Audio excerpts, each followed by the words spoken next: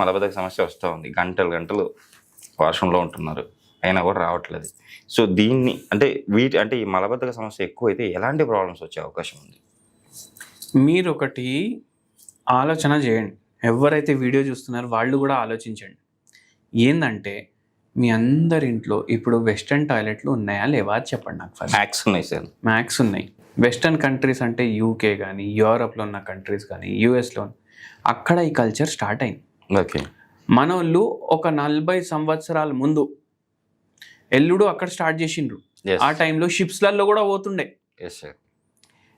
ఏమైందంటే ఆడికి ఇట్లా పెరిగి పెరిగి Y2K భూమి వచ్చింది కదా, ప్రతి ఇంట్లోకి వెళ్ళి ఒకడు ఓడు స్టార్ట్ చేసిండు. ఓకే. ఆడికి పోయి కోర్సులు ఇక్కడ చేసుకొని అమీర్పేటలో ఆడికి పోయి ఏదో ఉద్యోగం స్టార్ట్. మళ్ళీ అక్కడ సంపాదనలు పెరిగినాయి. ఇప్పుడు వాళ్ళు ఆడికెళ్ళి ఈడికి వస్తారు కదా, అరే మా కొడుకు వస్తుండో అమెరికాకి వెళ్ళి, అమెరికా నుంచి వస్తే వాడు అమెరికన్ స్టైల్లోనే ఉండాలి, అంత లేదు, మోషన్ పాస్ చేయాలి వాడు అమెరికన్ స్టైల్లోనే. Okay sir. అయితే ఏం చేద్దాం, మన ఇంట్లో ఇప్పుడు బాత్రూమ్లు ఉన్నాయి. ఎక్కడున్నాయి బాత్రూమ్లు? ఇంట్లో లేవు, ఇంటి బయట ఉంటాయి, ఇంటి బయట ఉన్నాయి. అవునా కదా? బయట తయారు చేయండి రా బాయ్ ఒకటి ఇట్లా, అది పోయి ఇంట్లోనే పెట్టుడు.